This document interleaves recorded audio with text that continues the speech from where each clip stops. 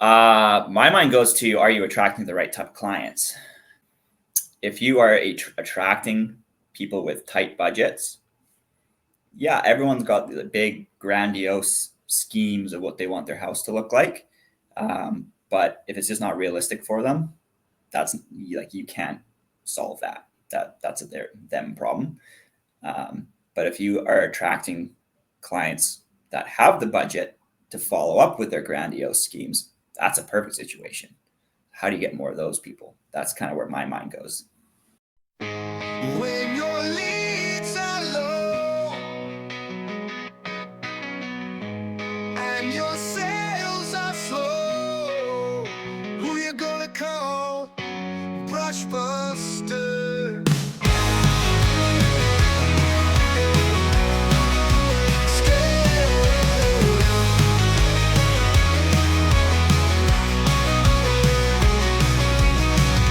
Scaling up the game.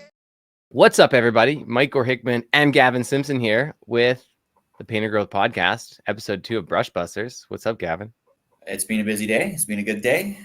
It's 4th of July. Looking forward to some fireworks that I'm not going to be able to watch because I'm in Canada. But, Our festivities are on the 1st, I suppose. But even then, I was like, I didn't see any fireworks because I have kids and I go to bed early and wake up early. So yeah, it's not to the same level as the 4th of July celebrations, though. That's next level. Hot dogs and freedom. Hot dogs and freedom. Goes down well. So if you guys tuned in to the first episode of the Brushbusters series, which is what this is we take questions from you guys and from our clients, and we answer them and hope that if you're facing some of these same challenges, you might be able to get some value out of it. Absolutely. So we have a few new ones. Mr. Gavin. Yes, sir. You want to read the first letter from Brian? Yeah. So, hey, coaches. Client negotiations have got me feeling overwhelmed lately. Loads of clients seem to want a premium quality job, but on a tight budget. Sounds familiar. It's a tough situation. I want to keep our quality level high, but also got to pay the bills. How do you all navigate this? Do you have any tips on managing expectations without being a total downer and crushing their dream reno? Looking for some battle-tested advice on setting boundaries like a boss. So it sounds like you're getting some price shoppers. Yeah. Sounds like people are trying to beat down your budget or beat down your price and get the absolute lowest price. Is that kind of what you're feeling from this letter? That's exactly what I'm feeling. So where does your mind go on this first? Yeah. My mind goes to, are you attracting the right type of clients? If you are attracting people with tight budgets, yeah, everyone's got the big grandiose schemes of what they want their house to look like. But if it's just not realistic for them, that's like, you can't solve that. That's a them problem. But if you are attracting clients that have the budget to follow up with their grandiose schemes, that's a perfect situation. How do you get more of those people? That's kind of where my mind goes. Yeah. The getting the right types of clients is really important. And there's a couple of other things that I want to dive into on this, like setting the right expectations and building value throughout the sales process and being professional and all of those things. But let's just tackle this first one, finding the right clients. What are some suggestions that you have in terms of actually attracting the right clients? Like, how can someone go and look in their area and figure out where the best clients are? So first of all, in my mind, you need to actually know who your clients are. Like, just because someone has a house and might need painting doesn't mean that they're a potential client of yours. You want to have a very, very clear picture and customer archetype of who you want to work for. And then find out where they are geographically, digitally, right? And then attract those types of people and focus your marketing to those types of people. Some really, really useful tools are accessing census data through Canada Post, or the USPS also has a fantastic service called. Called the Rich Block Poor Block is I think the USA. Okay. Yeah, that's another one. Yeah. So actually getting data and then just cruising around neighborhoods, finding out where these people live. That's a great place to start. and then just doubling down all of your marketing.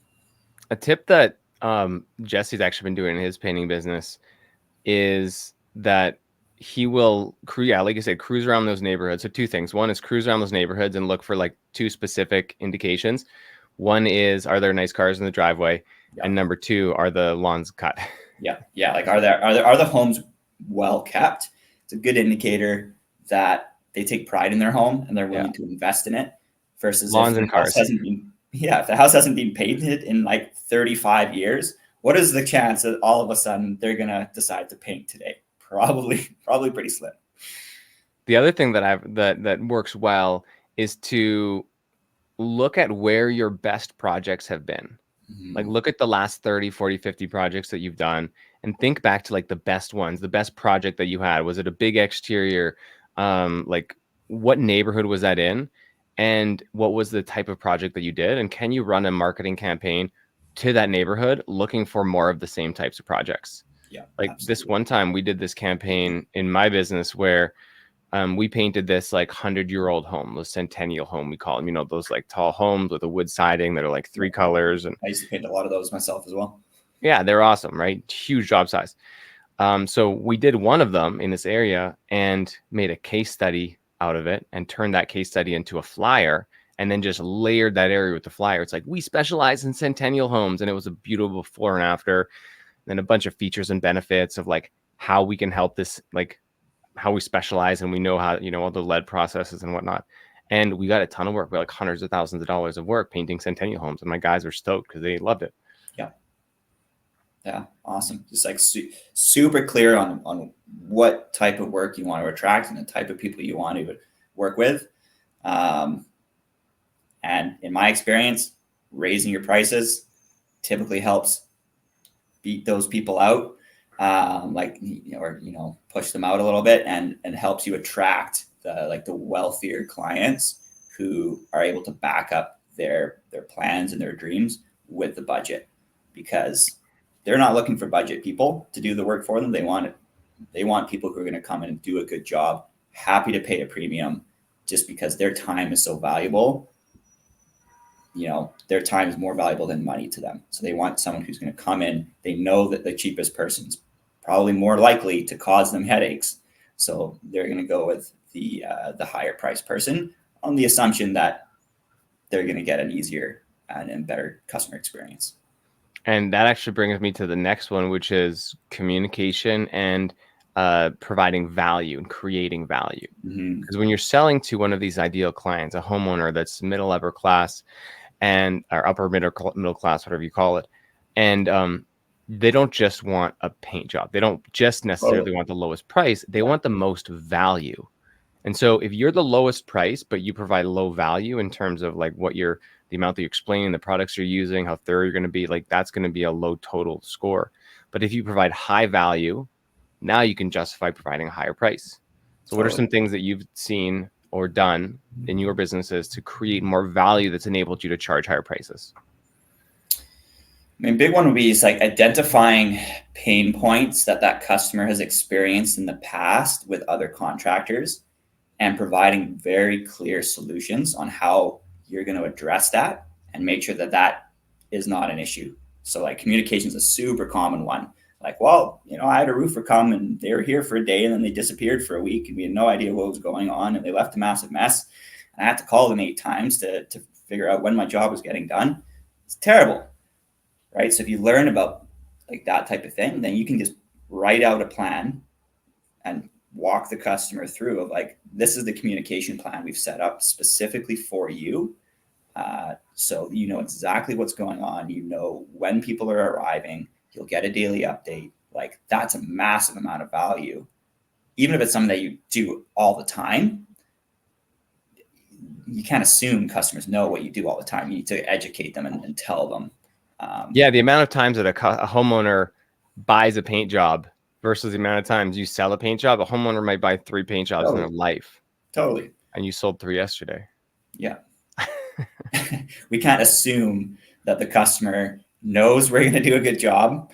We can't assume they know that we communicate well. We can't assume, you know, well, I don't know, like we can't assume anything. We Yeah. need to make sure that we're getting ahead of it and just letting them know and filling them in on the value that we I actually think professionalism is the last one too. Like show up looking clean, like have branded gear, bright colors, have a good looking truck that's clean, and like Yeah. don't have garbage in your seats, and like have a nice proposal you present on an iPad. Like do the little things to look like $1,000,000, and you'll be able to charge like it. Yeah, and it is the little things for sure. Like my cleaning business, we were a premium company. We charged 30 to 50% more than most other businesses in the area, and we called them our exceptional focus areas, where this let us deliver a premium quality experience. A shiny, organized van at all times, right? Nothing on the dash. The van's always clean. It's branded. Friendly uniformed technicians, so people know what they're expecting. They know who's working on their home, and they're dealing with pleasant people, right? And then job done right the first time. So we have processes in place to ensure that everything's handled and done in one go. They're not having to call us back over and over and over again for deficiencies. We have processes in place to make sure it just gets done. It's done. We get paid. It's off their plate. Everyone's happy. I think that's probably good for the first one. Yeah, I'd say so.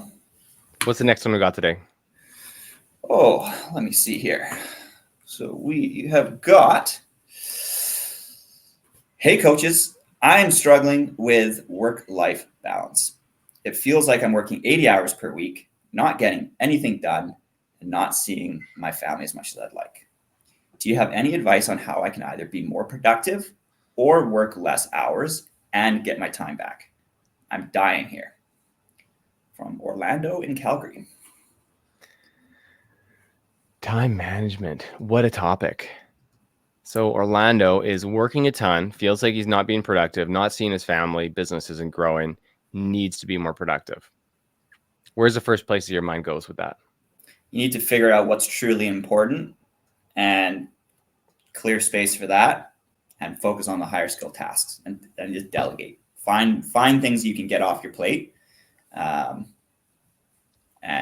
laser focus in on the things that are actually going to move your business forward, and delegate the rest, or just not do the rest. Sometimes just not doing things also.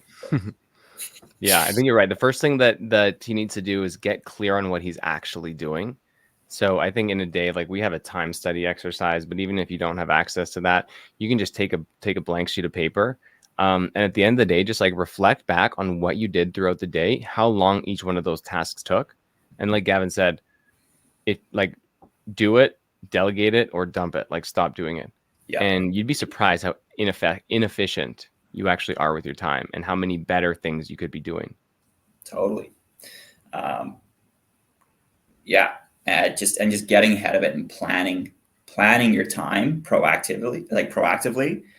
Like I can speak from experience how much time I spent driving in all of my businesses, and just spending half an hour, 45 minutes each week planning out my week and batching things in specific locations cuts down on 4 hours of driving time back and forth, right? Do you need to go do that extra job site visit that's across the city? It's going to take you 45 minutes there, 45 minutes back. If you haven't heard anything, things are going well, do you have to go there? Probably not, right? So figure out where your time's best spent. Yeah, a term I like to use is be ruthless with your time. Time's the only thing that we have at the end of the day. And if you're wasting it, you're wasting your only finite resource. Totally. So are you spending it? One thing I hear a lot, and I just did a whole module on this, but like if you're a painter and you own a painting business and you're painting, the worst thing that you could do in your business. It's not where you want to be. It's not where you want to be. Unless you're happy being a solopreneur and you're just a subcontractor or something, that's totally fine. Like there's absolute valor in that. But if you want to grow a business and grow an enterprise, painting is the last thing that you should be doing. Totally. And you can look at like what's most valuable in your business, right? Like Mike, you've got an exercise in this in Painter Growth, painting, what, $35 an hour, $40 an hour. If you're good, that's what that time is worth. Sales, hundreds of dollars an hour, maybe thousands of dollars an hour, right? Recruiting, tens of thousands, hundreds of thousands of dollars an hour. I had a couple of my employees work for me for 7 years, at a $90 an hour charge rate for 7 years. They made me hundreds of thousands of dollars.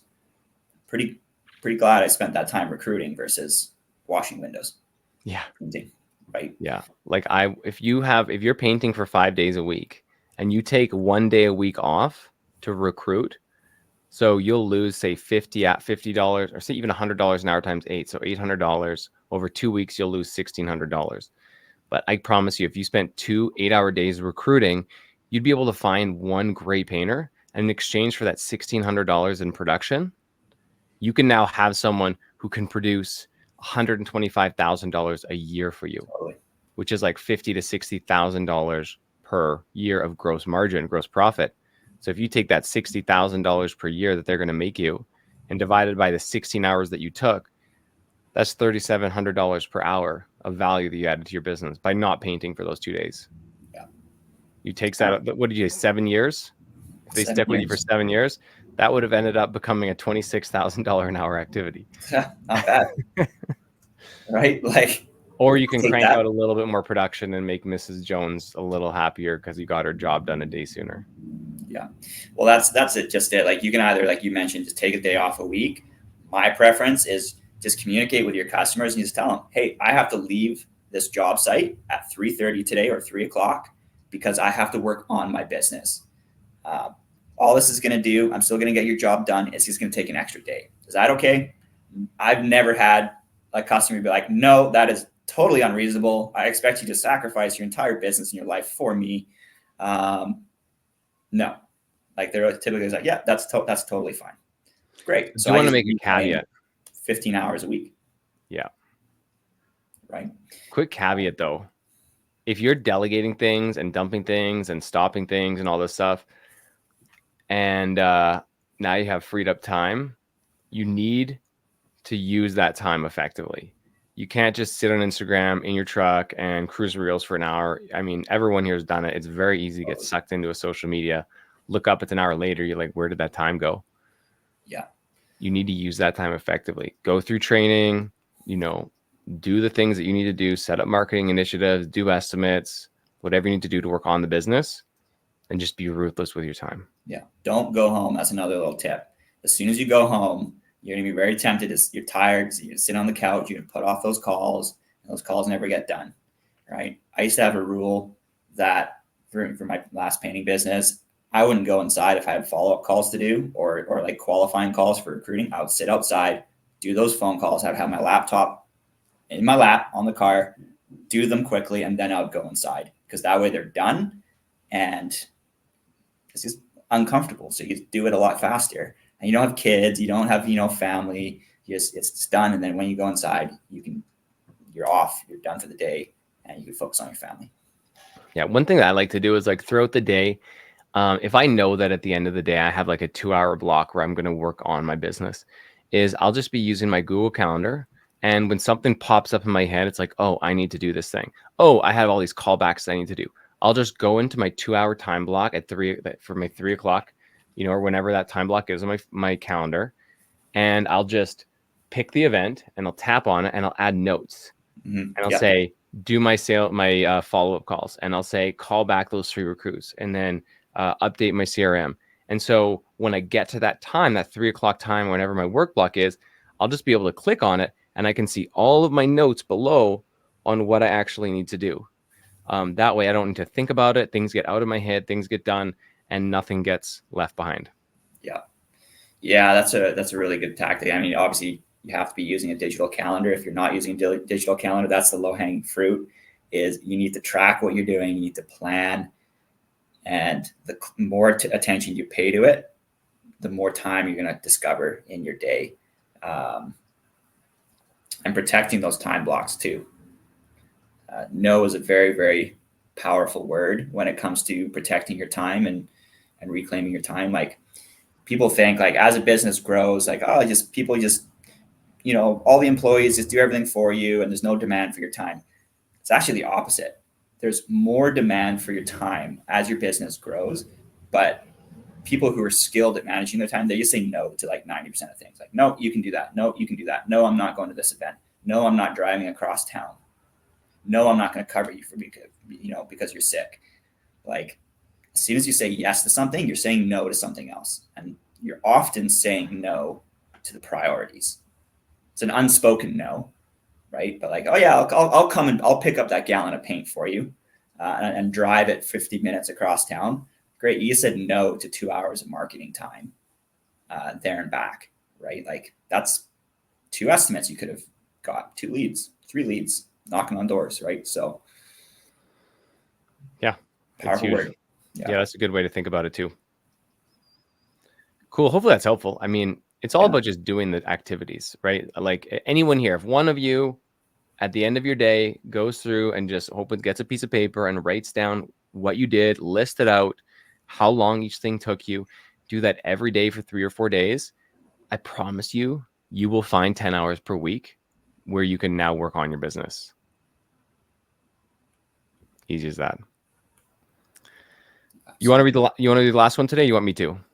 You go ahead. All right. Well, this is about some canceled estimates and close rate, I think. Hi, coaches. I am struggling here. Out of the last 13 estimates I did, I only got 1 job out of it. Some clients changed their mind. Some are waiting. Some went with another painter. It's frustrating because I'm working so hard and doing so much, but not booking any of the estimates that I do.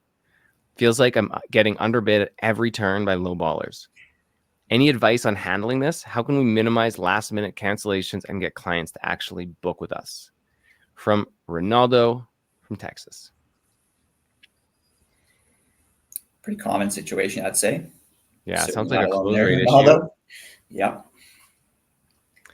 You want to start? Where would you start on this? Client gives you this on a coaching call. Where does your mind go to? Again, initially, what are the leads you're getting? The quality of the clients that you're attracting into your business, right?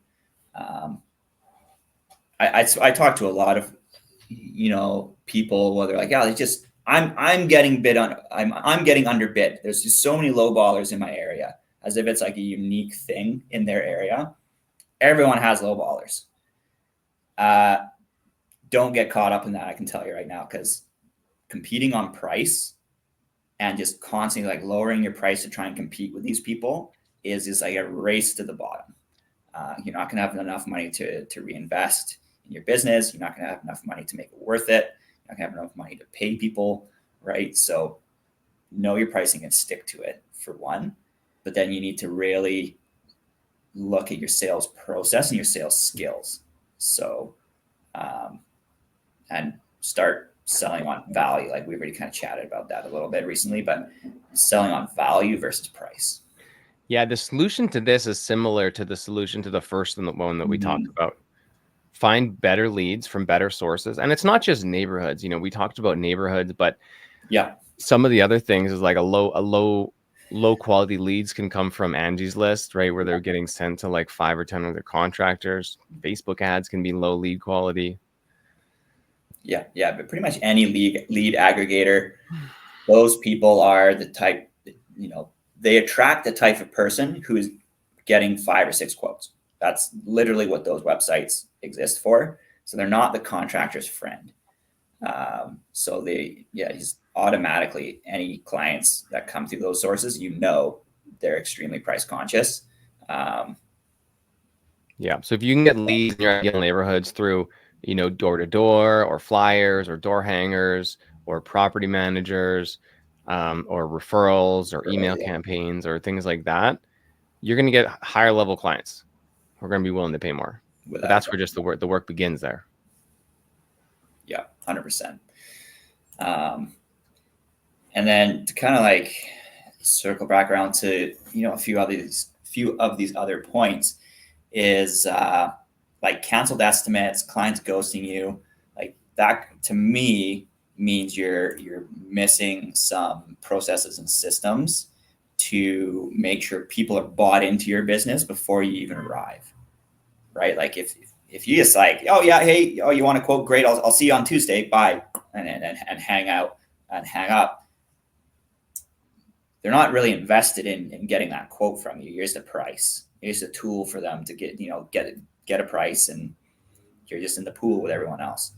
Versus if you have like a very, very dialed, call before the quote. We call it the lights up setup call, where you're qualifying the customer, make sure there's somebody you actually want to work for. Is it a job you want to do? Give them a little bit of, information about your business. It really is like they're putting a little bit of effort into the experience. They're going to be much more inclined to take that estimate seriously versus someone who's just coming across as desperate, right? Like, oh, please let me come quote your house. I'll do whatever I can to get this job. Like, that is not a position of power. Versus like, well, we'll see if we can help you. Let's have a quick chat for 5 minutes, and see if this is a job that we can take on. Yeah. Right. Yeah. And those setup calls, they're chill. There's like, hey, can you tell me a little bit about your project? Have you ever had it painted before? Yeah. What's your timeline? Have you thought about budget? And then trial close, right? I love the trial close. Hey, if you're if we come and the price is within your budget and you feel like you can trust us, you're gonna be ready to book in with us. Yeah, of course. Sounds great. Just do a little trial close. Get them thinking like a buyer instead of thinking like you're just coming out to give them a price. Yeah, 100%. Then the actual quote, like getting to the estimate. What are some tips that you've seen work well, or have worked well for you when it comes to actually doing the estimate and lining the jobs on the spot? So, I mean, number one thing is actually present the job or the quote on the spot. Like, if you're just showing up for 5 minutes, okay, bye, leaving, and you're just emailing them the quote or texting them a price later on, like, you have zero, like, it's zero value provided, right?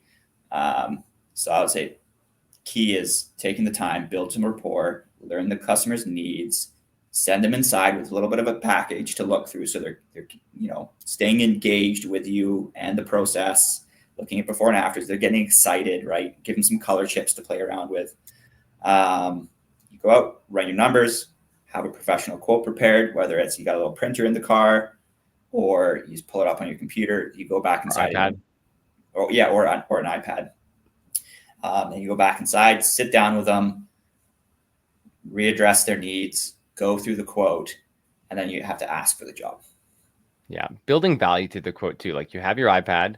It's like, okay, well, when we're here, like, here's what we're going to be doing. Here's what our prep processes look like. We're going to be doing 2 coats and standing in between coats. And here's what it's going to feel like when it's done. And we always clean up. And here's how we're going to tape the floors. And we always tape the baseboards and caulk everything. And it's going to look like this. And then we're going to do that. And then it's all going to be clean. And, and do you have any questions? And you said that, your twins are napping between 2 and 12 and 2. So we'll make sure that our painters are either out or very, very quiet while they're in during that time, because that's really important to you. Would you like to go ahead with us?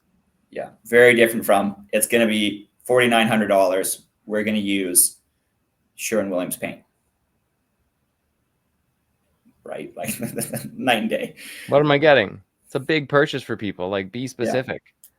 Yeah. Like, even when you buy a car, you get like a booklet telling you what it is. There's so many lines. You get this and you get that. And it's got this engine. It's got this feature package and blah, blah. Like, they're very thorough. Sometimes a paint job can be as expensive as a car. Totally. Yeah. Yeah. Have you ever made a purchase of, like, someone just sent you an email? Me? No. I would just be like, nah. Like, if that's the amount of effort that they put into this, into like the presentation for the project, like, what level of effort are they going to be putting into actually delivering that? Right. So, quick story. We had in our previous house, we had a bathtub and the faucet was broken. It was like leaking, it leaked through the roof and stuff. So we had to turn it off. And anyway, we just left it for like 2 years and just didn't use the tub because we didn't need to use that tub. And then we finally called the guy. I'm like, I gotta get this thing fixed.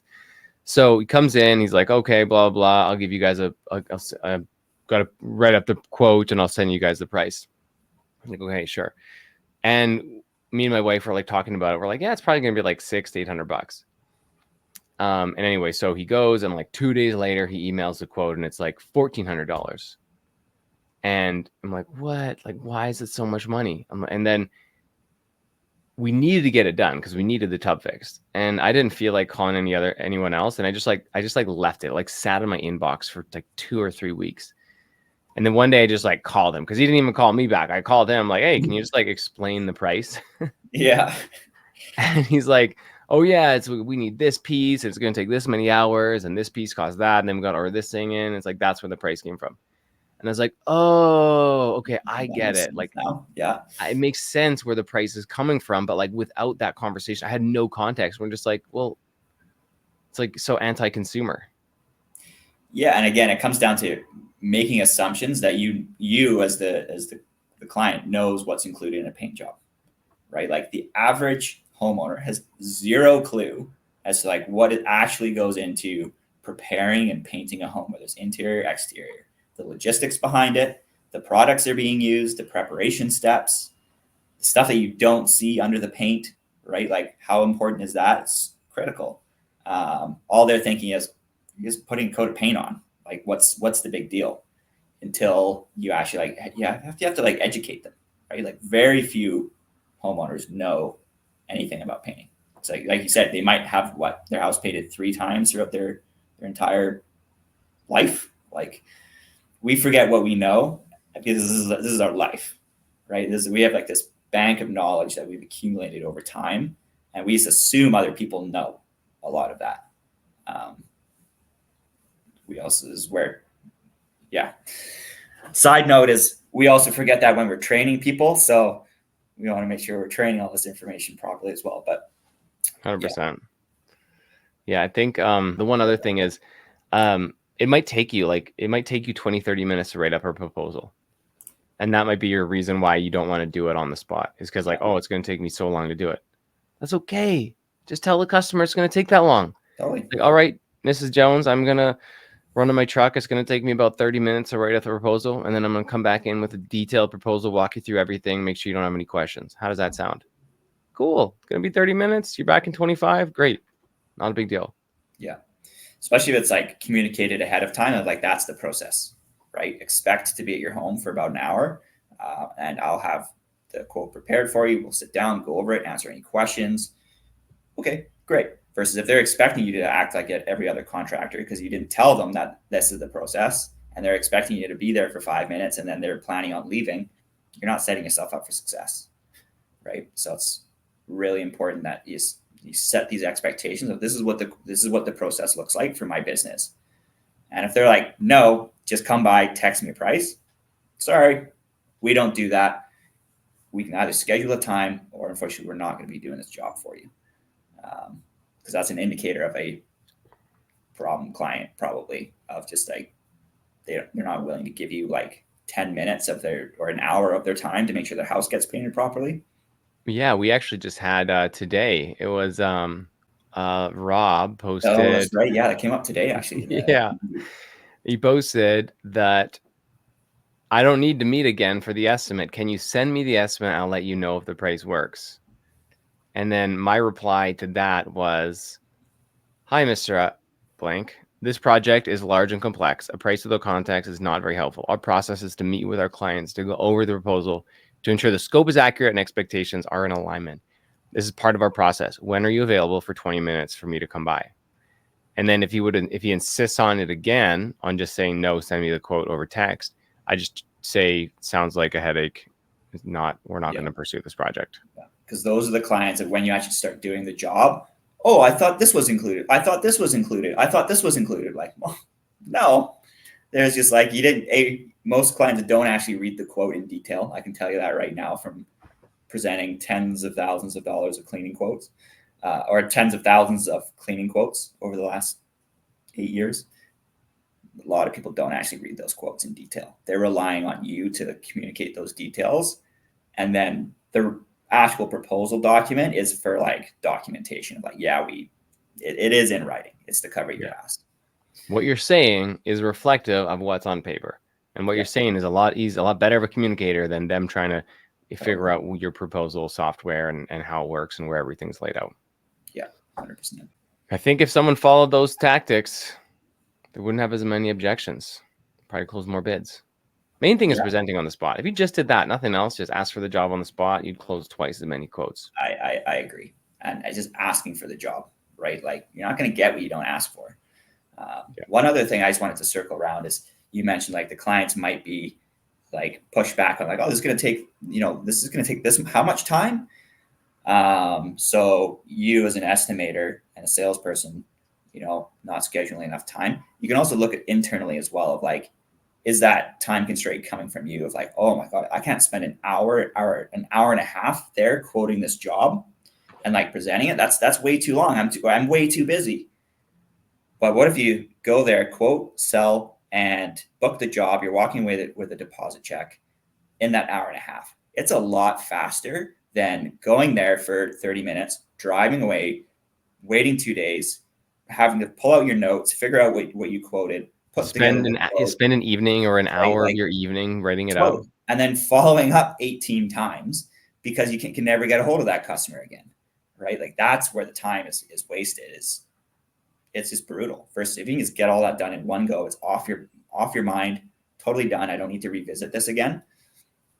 Way more efficient overall. Easy peasy. Yeah.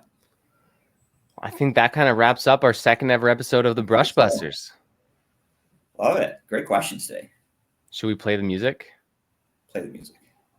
When your leads are low and your sales are slow, who you gonna call? Brush Buster.